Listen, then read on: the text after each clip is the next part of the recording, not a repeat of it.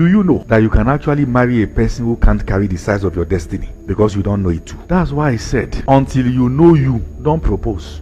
It is risky to marry undersized, either male or female. The problem is, somebody has not found out who he is in Christ. He has gone to ask a girl out based on what he knows. Or the girl has gone to accept proposal from a guy based on what she knows. So let me ask you the question, who are you? And if the whole world tells you now that you are worthless, will you still feel valuable? Where are you drawing the conclusion of your worth from?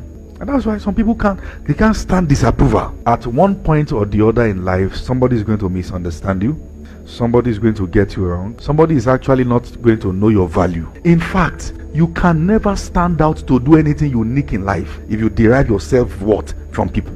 You can never be unique as long as you have placed yourself in the hands of people to define you. Now let me say this to you. I shared this story. It may look like a very funny story. I think I've shared it here before. I remembered when I was writing jam lesson, that I started liking a girl. I started following the girl to Catholic. Long story cut short, I had to go and a brother, one of my GSS 1 mates that we changed school, ransom. I did not know that the guy liked the girl too, and he has even talked to her. She gave me the punchline that is not punching. So he said, when you just see her, wait for the moment that both of you are alone. Hold her hands and ask her, will you love me? Say, once he say yes, you have started a relationship.